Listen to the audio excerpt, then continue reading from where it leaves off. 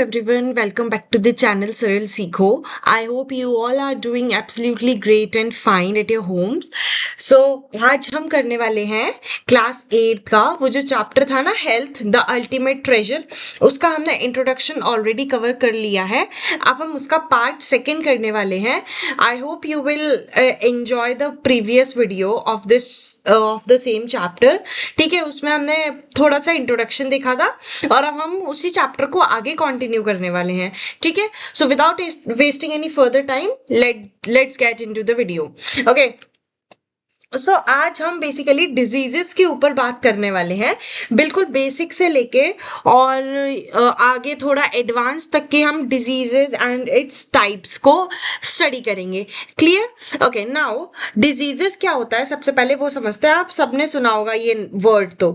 Okay, diseases is a condition that affects the normal working of the body और mind. Basically disease एक type की condition होती है. हमारी बॉडी में एक टाइप की कंडीशन होती है जिसमें बॉडी जो है वो नॉर्मली वर्क नहीं करती. बॉडी जो है वो नॉर्मली वर्क नहीं करती है और माइंड भी नॉर्मली वर्क नहीं करता.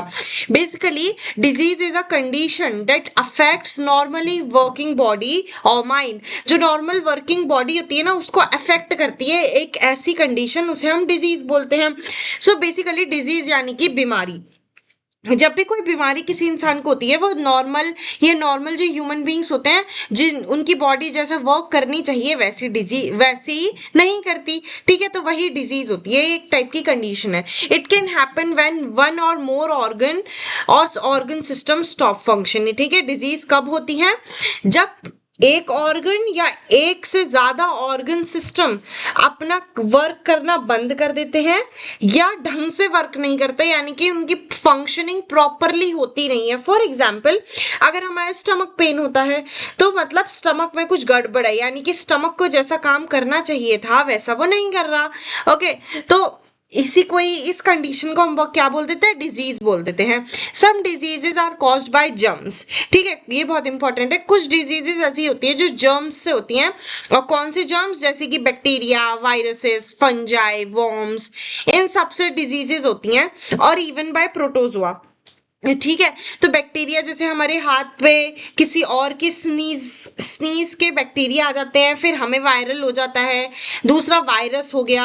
फंजाई से, वर्म से, जैसे कि हम क्या बोलते हैं, फूड जो होता है ना, फूड पॉइजनिंग, वो फंजाई और वर्म से हो सकती है. तो ये सारी डिजीजेज होती हैं. अब वो डिजीज जो जर्म से होती हैं, मतलब वो डिजीज कॉजिंग ऑर्गेनिजम्स जो उन्हें क्या बोलते हैं? पैथोजेंस बोलते हैं. बेसिकली वो ऑर्गेनिजम्स जिनसे हमें डिजीज होती हैं, ठीक है, उन्हें हम क्या बोल देते हैं? पैथोजेंस बोल देते हैं. डिजीज कॉजिंग ऑर्गेनिजम्स, ऐसे ऑर्गेनिजम्स जो डिजीज कॉज करते हैं उन्हें हम पैथोजेंस बोल देते हैं. वो ऑर्गेनिज्म कौन कौन से हैं? बैक्टीरिया हो गया, वायरस हो गया, फंजाई हो गया. ये सारे वो ऑर्गेनिज्म है जो डिजीज कॉजिंग करते हैं, यानी कि ये सब क्या है? पैथोजेंस हैं. तो पैथोजेंस क्या होते हैं? डिजीज कॉजिंग ऑर्गेनिजम्स होते हैं. Clear? Now disease and it's type. आपको डिजीजेस क्लियर हो गया, पैथोजेंस क्लियर हो गया. अब हम देखेंगे डिजीजेस के कुछ टाइप्स. तो डिजीजेस को हम दो मेजर टाइप्स में कैटेगराइज करते हैं, यानी कि दो ब्रॉड कैटेगरी होती हैं डिजीजेस की, और किस बेसिस पे वो किस तरीके से स्प्रेड हो रही हैं, यानी कि डिजीजेस किस तरीके से फैल रही हैं और किस तरीके से डिजीजेस हो रही हैं, उसके बेसिस पे हम टू मेजर टाइप्स में डिजीजेस को कैटेगराइज करते हैं. First one is non communicable diseases. ठीक है, नाम से ही समझ में आ रहा होगा, ऐसी डिजीजेस जो कम्युनिकेशन से नहीं फैलती हैं उन्हें हम बोलते हैं नॉन कम्युनिकेबल डिजीजेस. जैसे कि some diseases like cancer, diabetes और asthma are not caused by pathogens. ठीक है, क्या होता है कि कुछ डिजीजेस ऐसी होती हैं जैसे कि कैंसर, डायबिटीज और अस्थमा एक ऐसी डिजीज है जो पैथोजन से नहीं होती. पैथोजेंस यानी जर्म्स, बैक्टीरिया, इन सब से नहीं हो रही हैं. अब कैंसर, डायबिटीज और एस्थमा ऐसी डिजीजेस है जो पैथोजन से नहीं होती. तो और ये जो पैथोजन से नहीं होती ना, ये स्प्रेड भी नहीं होती। अगर मान लो किसी इंसान को कैंसर है, ठीक है, वैसे किसी को नहीं हो, ठीक है, पर फॉर एग्जाम्पल किसी इंसान को कैंसर है और अगर हम उससे उसकी थाली में मान लो खा रहे, वैसे तो हमें ऑब्वियसली बात है प्रिकॉशंस लेने चाहिए, पर वो ऐसे मतलब फैलती नहीं है, वो कम्युनिकेशन के थ्रू फैलती नहीं है। अगर मान लो हमने हैंडशेक कर लिया तो हमें नहीं होगा वो कुछ भी, क्योंकि ये नॉन कम्युनिकेबल डिजीजेज है। ये फिजिकल कांटेक्ट से या बात करने से या साथ में रहने से फैलती नहीं है। किसी को डायबिटीज होती है फॉर एग्जाम्पल, डायबिटीज तो कितने लोगों को होती है, पर फिर भी हम उनके साथ खाना शेयर करते हैं, हम उनके साथ फिजिकल कॉन्टेक्ट भी रखते हैं, हाथ भी मिलाते हैं, हग भी करते हैं, पर उससे क्या डायबिटीज हमें हो जाती है? नहीं। वो डायबिटीज क्योंकि एक ऐसी टाइप की डिजीज है जो कि नॉन कम्युनिकेबल है, यानी कि कम्युनिकेशन से या डिस्टेंस से या फिजिकल कॉन्टैक्ट से उसका कोई लेना देना नहीं है। तो they do not spread from one person to another and they usually linked to lifestyle, diet और एंड एनवायरनमेंट, ठीक है। तो ये नॉन कम्युनिकेबल डिजीजेज ऐसी टाइप की डिजीजेज होती हैं जो one person to another person में स्प्रेड नहीं होती। ये डायरेक्टली किससे लिंक्ड होती हैं? हमारी लाइफस्टाइल में, हम क्या खा रहे हैं, हम कैसी लाइफस्टाइल जी रहे हैं, हम कितनी एक्सरसाइज कर रहे हैं, हम डाइट कैसी ले रहे हैं और हमारे आसपास का एनवायरनमेंट क्या है, उससे रिलेटेड होती है non communicable diseases. Clear? Now communicable diseases क्या होता है? Diseases caused by pathogens. वो डिजीजेस जो पैथोजन से होती हैं, अभी हमने पढ़ा था यहाँ पैथोजेंस क्या होता है, ध्यान से समझ लीजिएगा। तो वो डिजीजेस जो पैथोजन से होती हैं उन्हें हम बोलते हैं नॉन कम्युनिकेबल डिजीजेस, सॉरी उन्हें हम बोलते हैं कम्युनिकेबल डिजीजेस, ठीक है। Diseases caused by pathogens are called communicable diseases. They can spread from one person to another. अब कम्युनिकेबल डिजीजेस वो डिजीजेस होती हैं जो one person to another person में फैल सकती हैं, यानी कि अगर आपको कोई कम्युनिकेबल डिजीज है और अगर आपका फ्रेंड आपसे मिलने आया है तो वो उसको होने के भी चांसेस है। Some examples like typhoid, dengue और फ्लू, चिकन पॉक्स, कोविड-19, ये सब कम्युनिकेबल डिजीजेज है। को you all are very familiar with कोविड-19, ठीक है। तो हमें क्या बोल दिया था? We should always wear mask and, ठीक है, थोड़ा सा डिस्टेंस पे रहना है, और अगर किसी को कोविड-19 है तो उसे पूरा क्वारंटाइन कर देना है, राइट। तो क्योंकि ये कोविड-19 है जो एक वायरस से होता था। कोविड-19 is a type of disease जो किससे होती थी? वायरस से होती थी, और वायरस एक is a type of pathogen. हमने पढ़ा था वायरस भी क्या है? एक पैथोजन है। तो पैथोजन से होने वाली जितनी भी बीमारियां होती हैं वो कम्युनिकेबल डिजीजेज होती हैं, उन्हें हम क्या बोलते हैं? कम्युनिकेबल डिजीजेज बोलते हैं। इसलिए, और चिकन पॉक्स भी, जो टाइफाइड होता है वो भी, फ्लू तो जैसे जो हमारी क्लास में क्लासमेट्स को अगर किसी को फ्लू है, ठीक है, तो बेंचमेट को फ्लू है, तो हमें भी होने के बहुत ज्यादा हाई चांसेस होते हैं। क्लियर? अब non communicable diseases like diabetes, heart disease and cancer have become more common in India.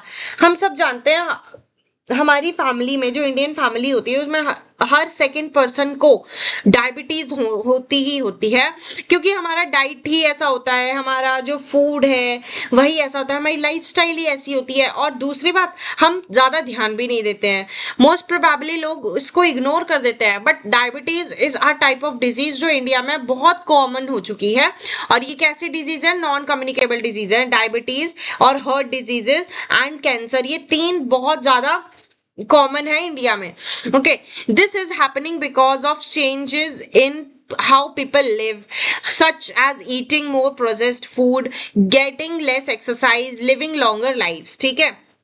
तो क्या बात है, ये ऐसा क्यों हो रहा है? क्योंकि आजकल ये मतलब जो आज लोग रह रहे हैं और जो पहले के टाइम पे लोग रहते थे, उनका रहने का तरीका बहुत ज्यादा डिफरेंट है आज के रहने के तरीके से। इसलिए जो हमारे ग्रैंड पेरेंट्स और ग्रेट ग्रैंड पेरेंट्स होते थे वो कितने फिट रहते थे एकदम, पर आज की जो जनरेशन है और जो अपकमिंग जनरेशन है उसमें मतलब डिजीजेस होने के बहुत हाई चांसेस होते हैं, ठीक है। क्योंकि the food which we are getting, और मतलब जो भी हम खा रहे हैं, हम ज्यादातर प्रोसेस्ड फूड खाते हैं, पैक्ड फूड खाते हैं, और स्ट्रीट फूड बाहर का जो भी होता है वो सब खाते हैं, जबकि हमें पता है it is harmful, still we are eating. Exercise बहुत कम हो गई है, जो नॉर्मल जो बच्चों के खेलने की उम्र होती है उसमें भी people are engaging with their phones, ठीक है, और खेलना स्पोर्ट्स वगैरह सब अवॉइड कर रहे हैं लोग।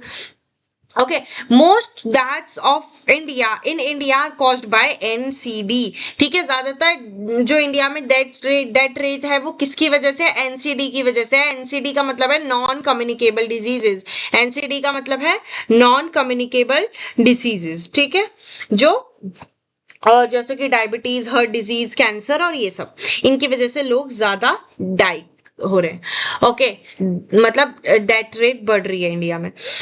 How are communicable diseases caused and spread, ठीक है, अब हम देखेंगे कि कम्युनिकेबल डिजीज कैसे हो मतलब कम्युनिकेबल डिजीज कैसे होती है और कैसे फैलती है, ठीक है। How are communicable diseases caused and spread, तो all communicable diseases are caused by pathogens.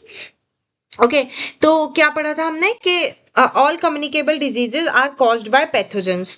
हमने ये देख लिया कि जितने भी कम्युनिकेबल डिजीजेज होती हैं वो किसके थ्रू हो रही हैं? वो पैथोजेंस के थ्रू हो रही हैं। किसके थ्रू हो रही हैं? पैथोजेंस के थ्रू हो रही है। कैसे? हमने देखा था कि जर्म्स होते हैं, और जर्म्स होते हैं, बैक्टीरिया होते हैं, वायरसेस होते हैं, ये सब क्या है? पैथोजेंस हैं, जिनकी वजह से क्या फैलती हैं? कम्युनिकेबल डिजीजेस फैलती हैं। These pathogens can enter our body through the air we breathe और बाय कंज्यूमिंग कंटामिनेटेड फूड और वाटर एंड मोर। तो क्या बोल रहे हैं कि ये जो कम्युनिकेबल डिजीजेस होती हैं वो पैथोजन से होती हैं, और पैथोजन हमारी बॉडी में एक बार एंटर कर जाए तो हमें कम्युनिकेबल डिजीज होगी। अब पैथोजन हमारी बॉडी में एंटर कैसे करता है? जब हम जो एयर लेते हैं उसमें पैथोजन हो सकते हैं, जो हम फूड कंज्यूम करते हैं अगर वो कंटामिनेटेड हो, कंटामिनेटेड यानी उसमें कुछ इम्प्योरिटी ऐसी है जो हमारी बॉडी के लिए अच्छी ना हो, हम अगर कंटामिनेटेड वाटर कंज्यूम कर रहे हैं या कुछ भी कंटामिनेटेड चीज को कंज्यूम कर रहे हैं तो हमारी बॉडी में पैथोजन एंटर हो जाएगा। और एक बार बॉडी में पैथोजन एंटर हो गया तो मतलब वी आर हाईली, एक बार बॉडी में अगर पैथोजन एंटर हो गया तो कम्युनिकेबल डिजीज के चांसेस जो हैं वो बहुत ज्यादा इंक्रीज हो जाते हैं, ठीक है। कम्युनिकेबल डिजीज के जो चांसेस हैं वो बहुत ज्यादा इंक्रीज हो जाते हैं। Okay, now, but how do these pathogens spread from one person to another? अब क्वेश्चन ये आ रहा है कि जो पैथोजेंस होते हैं वो वन पर्सन टू अनदर कैसे फैलते हैं, ठीक है, मतलब एक से दूसरे, फिर दूसरे से तीसरे, ऐसा क्यों, कैसे होता है? ओके, तो वो देखते हैं। One common way is through air, ठीक है, one common way is through air. For example, when an infected person coughs और स्नीजेस, जब भी कोई इन्फेक्टेड पर्सन होता है यानी कि जिसे फ्लू या वायरस हुआ है, वायरल हुआ है, अगर वो कफ करता है या स्नीज छींकता है तो क्या होता है? उसके जो कंटामिनेटेड पार्टिकल्स होते हैं वो एयर में चले जाते हैं, और एयर वही एयर है जिसे जो नॉर्मल जो हेल्दी इंसान है वो ब्रीथ कर रहा है। तो वो जो कंटामिनेटेड पार्टिकल्स हैं वो एयर के थ्रू हेल्दी इंसान के बॉडी में चले जाएंगे और पैथोजन एंटर हो जाएंगे, एंड वंस पैथोजन एंटर हमें कम्युनिकेबल डिजीज हो जाएगी। तो इसलिए वो one person to another person transfer होते रहते हैं। दूसरा वे है कि मतलब हैंडशेक कर रहे हैं, फॉर एग्जाम्पल उसी हैंड से उसने हाथ लगा के स्नीज किया हो या कफ किया हो और वही हैंड से वो आपको हैंडशेक कर रहा है, देन फिर वो वाले जर्म्स जो है वो आपके हाथ पे आ जाएंगे, and you touch your body, you touch your self, तो उसकी वजह से भी पैथोजन बॉडी के अंदर जा सकता है। डायरेक्टली इनडायरेक्टली पैथोजन बॉडी के अंदर जाएगा अगर आप कम्युनिकेट करोगे किससे? इन्फेक्टेड पर्सन से। तो क्या होगा? कम्युनिकेबल डिजीज होने के हाई चांसेस होते हैं। क्लियर?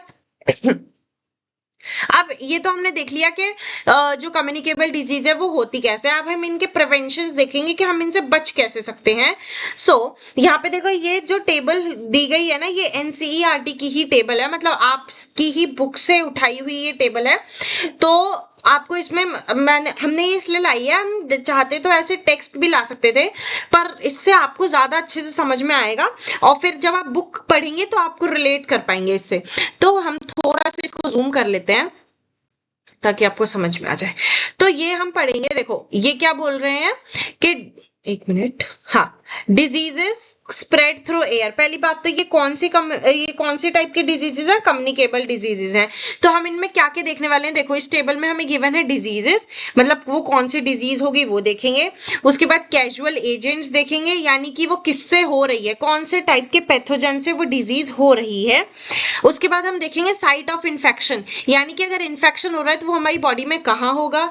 देन हम सिम्टम्स देखेंगे, सिम्टम्स यानी अगर कोई डिजीज हमें होती है तो बॉडी हमें क्या क्या बॉडी हमें क्या क्या चीजें दिखाती है, इंटरनली या इन आउटसाइड और इनसाइड, कैसे भी बॉडी हमें क्या क्या वो देती है, नोटिफिकेशन देती है, जिससे हमें पता चल जाए कि हमारी बॉडी में कुछ दिक्कत है, साइन देती है बेसिकली। फिर आते हैं प्रिवेंटिव मेजर्स के हम क्या फिर उससे प्रिवेंशन कर सकते हैं। तो ये डिजीजेस वो हैं जो किससे फैलती हैं, वो जो एयर से फैलती हैं। तो सबसे पहले डिजीज है common cold and influenza. Let me change the colour. सबसे पहले डिजीज है कॉमन कोल्ड एंड इन्फ्लुएंजा। तो वो किससे होता है? पहली बात तो कैजुअल एजेंट क्या है इसका, वायरस। उसके बाद साइट ऑफ इन्फेक्शन यानी कि सबसे ज्यादा होने के चांसेस कहाँ है, रेस्पिरेटरी ट्रैक जो हमारे लंग्स होते हैं वहां पे। उसके बाद सिम्टम्स क्या है, तो देखो पहली बात तो नोज ब्लॉकेज इसका सिम्टम हो गया, फिर सोर थ्रोट, फीवर, कफ, बॉडी एक। तो क्या क्या हो सकता है, मतलब सोर थ्रोट यानी कि हमें बहुत अजीब सा, मतलब गले में कुछ होने लगेगा। ये देखो नॉर्मल, ये तो कफ कोल्ड इन्फ्लुएंजा है, ये तो सबको ऑलमोस्ट हुआ ही होगा, जब सीजन चेंज होता है तब भी हो जाता है ये। तो इसके सिम्टम्स को तो आप बहुत ज्यादा रिलेट कर पा रहे होंगे। सोर थ्रोट यानी कि गला खराब हो जाता है, फीवर आने लगता है, हमें कफ होता है और बॉडी एक तो मेजर सिम्टम है इसका। उसके बाद अब हम इसे प्रिवेंट कैसे कर सकते हैं, तो वॉशिंग हैंड्स, हमें हैंड वॉश करने चाहिए, फ्रिक्वेंटली वॉश करने चाहिए, मतलब रेगुलरली वॉश करनी चाहिए, time to time. Not sharing personal items, हमें अपना जो पर्सनल आइटम है बेसिकली जिसमें हम खा रहे हैं, जो हमारा जो प्रोडक्ट्स हैं जो हम यूज कर रहे हैं, फॉर एग्जांपल हम कोई हैंकी यूज कर रहे हैं या फिर एनीथिंग, जो भी हम वाटर बॉटल यूज कर रहे हैं, anything. Covering the mouth and nose using a mask, हमें अगर हम पब्लिक प्लेस पे जा रहे हैं तो हमें माउथ और नोज को कवर करके रखना चाहिए, क्योंकि ये कम्युनिकेबल डिजीज है तो किसी और को भी हो सकती है। Now another disease is chicken pox. Chicken pox में बेसिकली बॉडी पे बहुत सारे दाने दाने टाइप्स हो जाते हैं, फुंसी वगैरह, ठीक है। तो उसको, ये पहली बात तो होता हो किससे, कैजुअल एजेंट क्या है इसका, वायरस है। और ये इसका जो साइट ऑफ इन्फेक्शन है, यानी कि वायरस इन्फेक्ट कहाँ कर रहा है, रेस्पिरेटरी ट्रैक और स्किन पर करता है। अब इसके सिम्टम्स क्या होते हैं, माइल्ड फीवर आता है, उसके बाद ईची स्किन हो जाती है, बहुत ज्यादा खुजली होने लगती है आपको, रैशेज होते हैं, और ब्लिस्टर्स यानी कि वही ऐसे जो घाव होते हैं ना, ब्लिस्टर, मोटे मोटे फुंसी टाइप, वो होने लगते हैं, और रैशेज हो जाते हैं रेड रेड एकदम। तो बेसिकली ये स्किन पे ज्यादा इसका इफेक्ट होता है। इससे हम बच कैसे सकते हैं, पहली बात तो कंप्लीट आइसोलेशन चाहिए, मतलब this is the most communicable disease ever, क्योंकि इसको अगर हम बॉडी किसी की टच भी कर लेते हैं ना तो भी ये हमें हो जाता है। अगर किसी को चिकन पॉक्स है, उसकी बॉडी हमने जरा सी टच भी कर ली तो भी हमें क्या हो जाता है, चिकन पॉक्स होने के हाई चांसेस हो जाते हैं, ठीक है। तो जो पेशेंट है उसको कंप्लीट आइसोलेशन देना सबसे ज्यादा इंपॉर्टेंट होता है। उसके बाद covering the mouth and nose, हमें माउथ और नोज कवर करके रखना चाहिए। और दूसरा थर्ड स्टेप इज वैक्सीनेशन, हमें इसकी फटाफट से वैक्सीनेशन ले लेनी चाहिए। नेक्स्ट इज मीसल्स, ठीक है। इसका भी जो कैजुअल एजेंट है वो वायरस है, और ये होता कहाँ पे, ये भी स्किन पे होता है, और दूसरा रेस्पिरेटरी ट्रैक पे होता है, ट्रैक, ओके। नेक्स्ट जो है, हाँ, इसकी सिम्टम्स वही है, fever, sore throat and reddish rashes, ठीक है, लाल लाल रैशेज हो जाते हैं। नेक, ईयर, ऐसे सेंसिटिव जहाँ पे बहुत ज्यादा पसीना वगैरह आता है उसके आसपास बहुत ज्यादा रैशेज हो जाते हैं। इसमें भी हमें कंप्लीट आइसोलेशन चाहिए पेशेंट का, यानी कि पेशेंट बिल्कुल सेपरेट रहे सबसे, और माउथ एंड नोज को कवर करके रखना चाहिए। दूसरा, अपने हाइजीन मेंटेन करिए and vaccination for the same. इसके बाद होता है ट्यूबरकुलोसिस, इसको हम शॉर्ट में टीबी भी बोलते हैं। इसमें क्या होता है, ये एक बैक्टीरिया ये किससे होता है, पहली बात तो इसका कैजुअल एजेंट क्या है, ये बैक्टीरिया है। दूसरा, इसका इन्फेक्शन, साइट ऑफ इन्फेक्शन क्या है, लंग्स। इसमें जो हमारे सिम्टम्स देखने को मिलेंगे वो होगा cough, fever, fatigue, loss of appetite, night sweats. ठीक है, इसका मतलब एक बार बता देते हैं, कफ खांसी वगैरह, फीवर आता है, फैटीग यानी कि आपको पूरे टाइम थकान थकान लगती रहेगी, आप एकदम से एनर्जेटिक उठेंगे पर आपको थ्रू आउट द डे थकान लगती रहेगी। उसके बाद loss of apatite, loss of apatite यानी कि आपको नॉर्मली जितनी भूख लगती थी तो आपका कंज्यूम जो आप खाना करते हैं वो कम होता जाएगा, मतलब भूख कम लगेगी।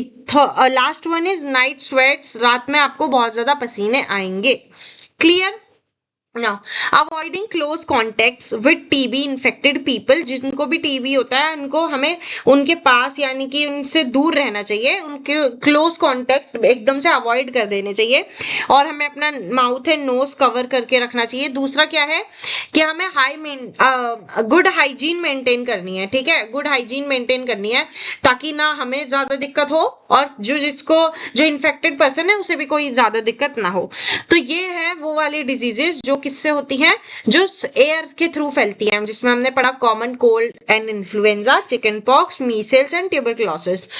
नाउ अब हम देखेंगे वो डिजीजेस जो कंटामिनेटेड वाटर एंड फूड से फैलती हैं, और ये चल अभी कौन सा रहा है, ये कम्युनिकेबल डिजीजेस ही अभी तक चल रहे हैं। ठीक है, कौन से डिजीज चल रहे हैं अभी, कम्युनिकेबल डिजीजेस ही चल रहे हैं।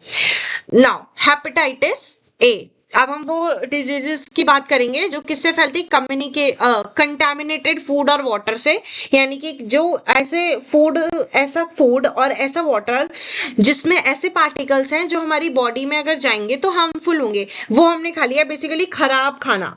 फॉर एग्जांपल आपने एक्सपायर्ड खाना खा लिया है, या फिर आपने स्पॉइल्ड फूड खा लिया है, वाटर आपने ऐसा पानी पी लिया है कहीं से, मतलब प्योरीफाइड वाटर नहीं पिया है, कहीं भी से भी ऐसे भी पानी पी लिया है जिसमें बहुत ज्यादा गंदगी हो, तो ये होता है कंटामिनेटेड फूड एंड वाटर। अब थोड़ा सा इसको जूम कर लेते हैं।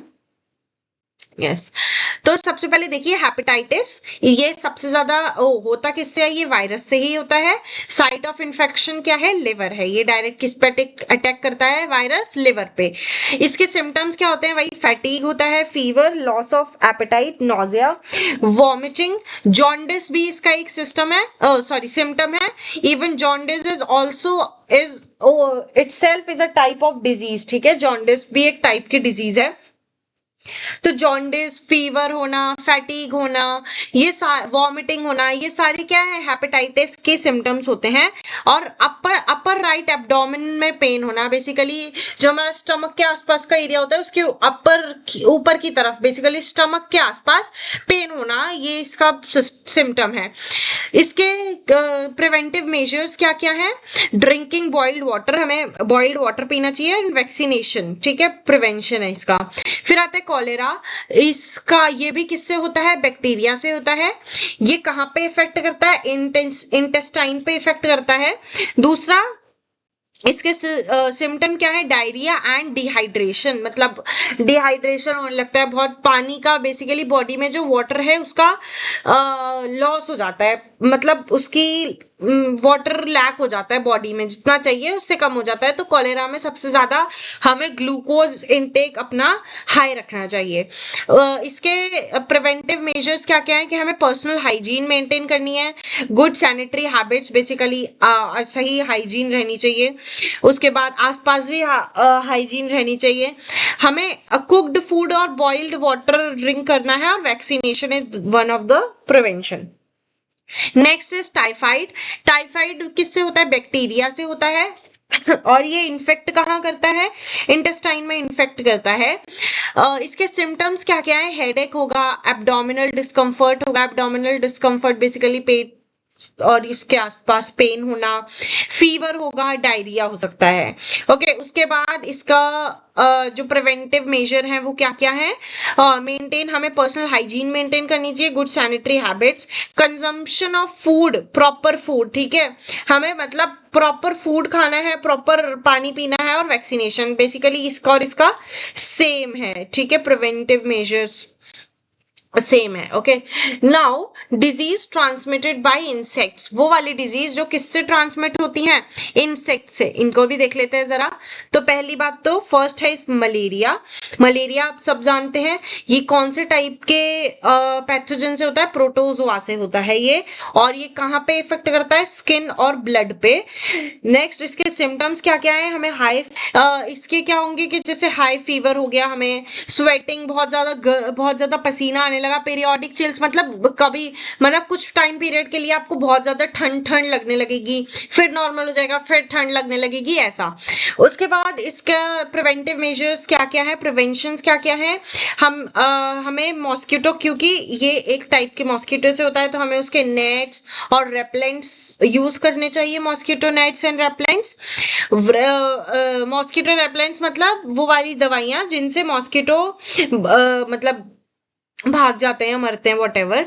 वेयरिंग लॉन्ग स्लीव्स क्लोथ, ठीक है, ताकि आपको मच्छर ना काटें।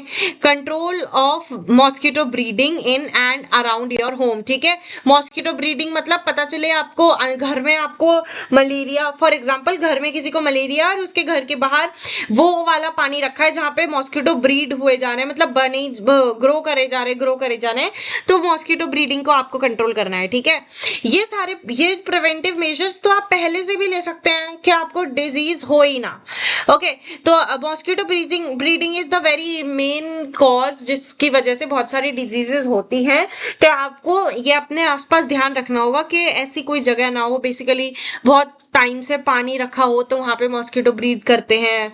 और अनटच्ड जो सरफेसेस होती हैं या पैक्ड सरफेसेस होती हैं, वहां पे भी मॉस्किटो ब्रीड कर सकते हैं। तो you will make sure it, you will check it out.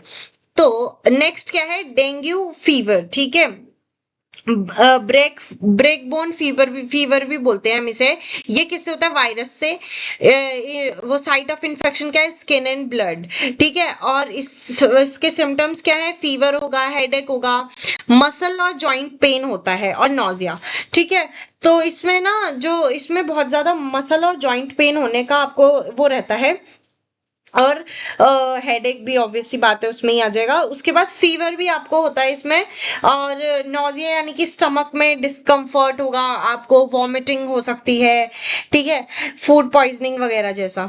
उसके बाद इसके वो क्या है preventions?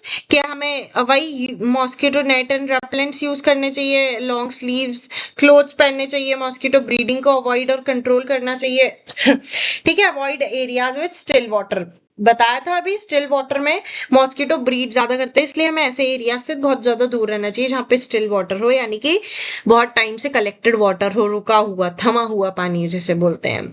Now how are non communicable diseases caused? जो नॉन कम्युनिकेबल डिजीजेस होती हैं वो कैसे फैलती हैं वो देखते हैं। अभी तक हम कम्युनिकेबल डिजीजेस की बात कर रहे थे, जिसमें हमारे पास कितने सारे एग्जांपल आ गए। देखो, malaria, dengue, hepatitis, cholera, typhoid, ठीक है। उसके बाद common cold and influenza, chicken pox, tuberculosis, ये सारे हमारे पास आ गए। अच्छा, ये रह गया एस्कैरियासिस, सॉरी, ये रह गया एक, ये किससे होता है? वर्म्स से होता है। और इसका साइट ऑफ इन्फेक्शन क्या है? इंटेस्टाइन है ये। और इसमें क्या होता है? Worms in stool, loss of apatite, मतलब आपके स्टूल में वर्म्स हो सकते हैं।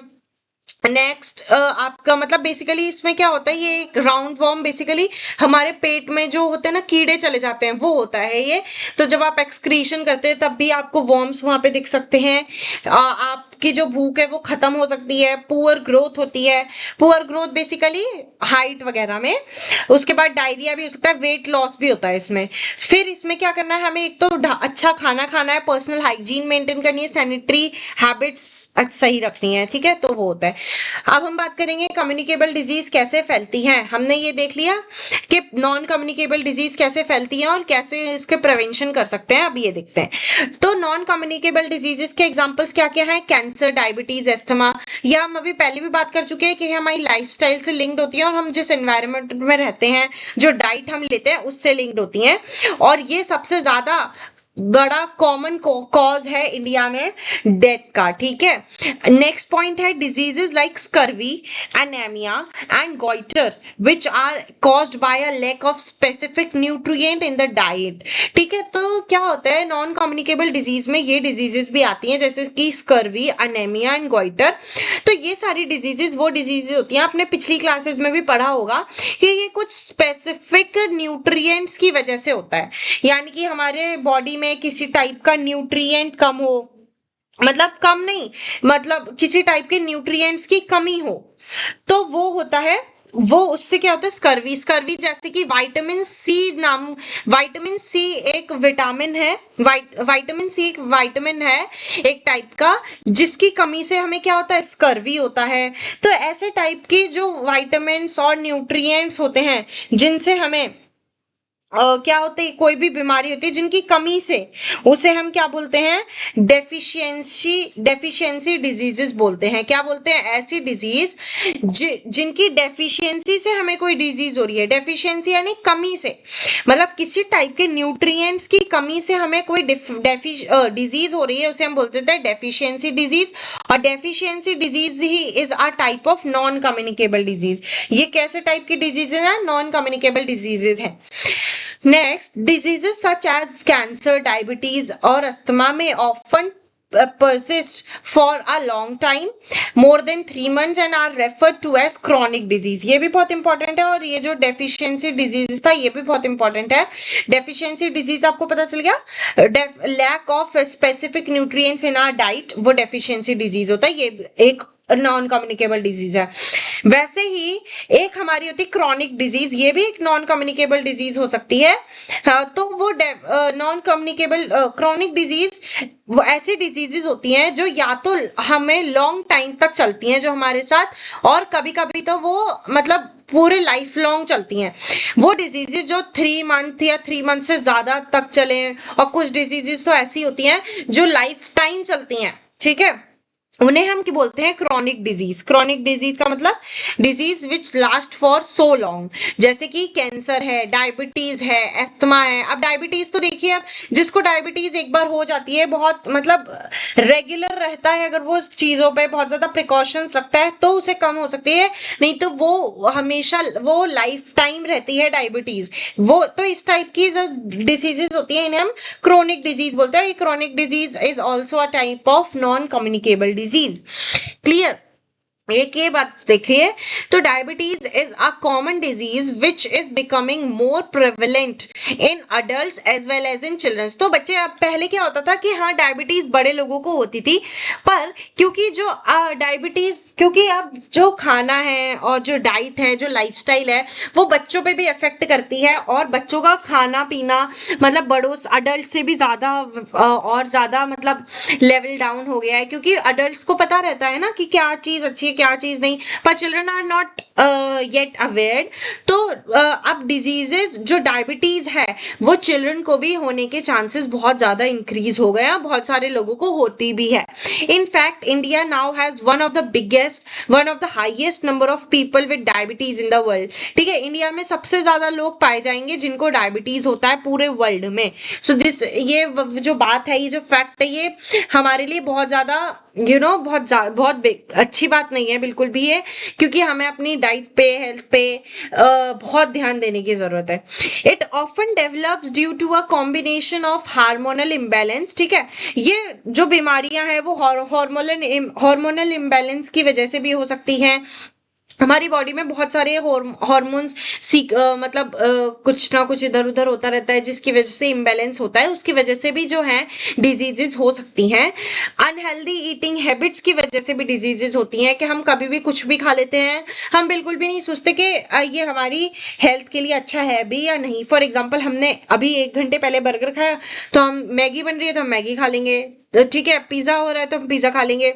We are not paying attention to our health, हम एक्सरसाइज नहीं कर रहे हैं, हम कोई स्पोर्ट्स नहीं खेल रहे हैं। सो ये सब हो सकता है। लैक ऑफ फिजिकल एक्टिविटी अभी बताया, जैसे कि हम अच्छे से मतलब स्पोर्ट्स में ज्यादा इंटरेस्टेड नहीं है लोग, अब किससे अटैच्ड होने लगे हैं, ज्यादा फोन से अटैच्ड होने लगे हैं। तो इसलिए जो फिजिकल एक्टिविटी बच्चे पहले करते थे अब वो नहीं कर पा रहे हैं। और उसके बाद बीइंग ओवरवेट और ओबीज, ठीक है, या तो हमारा हम बहुत ज्यादा ओवरवेट हैं जिसकी वजह से भी बहुत ज्यादा डिजीजेस होती हैं कि हमारा एज और हाइट के अकॉर्डिंग जितना स्टैंडर्ड वेट होना चाहिए जिस रेंज में उससे ज्यादा है, तो ओवरवेट या उन लोगों को ओबीज बोला जाता है। तो इसकी वजह से भी बहुत सारी बीमारियां होने का डर होता है एंड अदर रीजंस ऑल्सो, ठीक है। और इनके अलावा ये सारे रीजंस के अलावा भी बहुत सारे रीजंस होते हैं जिनकी वजह से हमें डिजीजेस हो सकती हैं। क्लियर। सो यही अभी तक तो हम इतना ही कर रहे हैं कि हमारा जो पार्ट 2 है ना इस चैप्टर का वो हमने पढ़ लिया। अब हमारा जो चैप्टर है वो ज्यादा नहीं बचा है, almost we have completed our 60 to 65% of this chapter and I hope ये आपको समझ में आ रहा होगा। बच्चे एक बात ध्यान से सुनिएगा, ये पूरा का पूरा चैप्टर जो है वो थ्योरेटिकल है, तो आपको जिसको थ्योरी ज्यादा अच्छी नहीं लगती है तो थोड़ा सा आप कॉन्सेप्ट्स पे जाइए उसके, और एकदम एकदम ये तो देखो ऐसा है कि हम बहुत ज्यादा रिलेट कर पाएंगे, हम बहुत ज्यादा रिलेट कर पाएंगे। इनमें से बहुत सारी डिजीजेज होंगी जो हमने आसपास देखी होंगी होते हुए, ठीक है। तो इसलिए ये चैप्टर थोड़ा सा उस वजह से इंटरेस्टिंग हो जाता है। अगर आप इसे ध्यान से पढ़ेंगे ना तो आपको बहुत मजा आने वाला है। तो एक बात हम और शेयर करना चाहेंगे कि अभी जो आप एनसीईआरटी के क्वेश्चन आंसर्स देख रहे हैं जो बैक एक्सरसाइज के थे, पहले क्या होता था उनको लोग बच्चे जो हैं वो रट लेते थे क्योंकि वो होते ही ऐसे थे कि डेफिनेशन पूछ लिया कुछ भी पूछ लिया। पर अब जो एनसीईआरटी के क्वेश्चन आंसर्स हैं जो बैक एक्सरसाइज है वो कॉन्सेप्ट बेस्ड हैं। कैसे कॉन्सेप्ट बेस्ड हैं? अगर आप वो खुद से करने बैठेंगे, ठीक है, और अगर आपने चैप्टर अच्छे से नहीं पढ़ा है तो वो आपको बिल्कुल भी नहीं आने वाले हैं, वो आपसे बिल्कुल भी सॉल्व नहीं होंगे। तो मेरा अभी तो हम बिल्कुल स्टार्ट कर रहे हैं अपना ईयर, तो हम आपसे सिर्फ इतनी सी रिक्वेस्ट करेंगे कि आप चैप्टर को कॉन्सेप्चुअली स्ट्रॉन्ग कीजिए। अगर आपको एक एक कॉन्सेप्ट याद रहेगा ना तो एटलीस्ट आप आंसर तक नहीं पहुंच पाएंगे पर उससे रिलेटेड आप कॉन्सेप्ट तो पता बता पाएंगे ना कि ये कॉन्सेप्ट इसमें लग रहा है। तो और एक बार अगर आपने कॉन्सेप्ट आइडेंटिफाई कर लिया तो you will crack the question also. And let me remind you आपका हमेशा गोल ये होना चाहिए कि आपको चीजें समझ में आए, आपको कॉन्सेप्ट क्लियरिटी हो। प्लीज आप अभी उस चीज में मत पड़िए कि मेरे को 95 प्लस लाना है, मुझे 90 प्लस लाना है, 91 92 मार्क्स पे मत जाइए। आप सिर्फ कॉन्सेप्ट बिल्डिंग पे ध्यान दीजिए। अगर आपके कॉन्सेप्ट स्ट्रांग होंगे तो आप एग्जाम्स तो बहुत छोटी चीज हो जाएगी फिर आपके लिए, ठीक है। क्योंकि ये देखिए इंफॉर्मेशन ही तो है, नॉलेज है ये, तो आप ये नॉलेज गेन कर रहे हैं। तो अभी आप प्लीज नंबर्स के पीछे मत भागिए, नंबर्स खुद आएंगे आपके पास। जस्ट फोकस ऑन कॉन्सेप्ट, ठीक है। कि हमें अब जो आज की वीडियो है उससे आपको क्या सीखने को मिला, उससे आपको इतना कुछ सीखने को मिला है कि आप किसी को अभी एडवाइस कर सकते हैं अगर आपने ढंग से पढ़ा हो, किसी को कोई बीमारी हो तो, ठीक है। तो आई होप आपको मेरी बात थोड़ी बहुत भी समझ आई होगी। तो अगर आपको इस वीडियो में या पास्ट वीडियोस में कुछ भी अच्छा लगा हो तो प्लीज वीडियो को लाइक कीजिएगा और अपने फ्रेंड्स के साथ भी आप ये वीडियो शेयर कर सकते हैं। और प्लीज अभी क्योंकि इस चैनल की स्टार्ट ही है तो I really need your support, your encouragement. तो प्लीज आप चैनल को सब्सक्राइब कर दीजिए। अगर आप सब्सक्राइब करेंगे तो it will be more helpful for me, और क्योंकि ऐसे ही अमेजिंग कंटेंट हम आपके लिए लाने वाले हैं for 9th for 10th sorry for 8th also.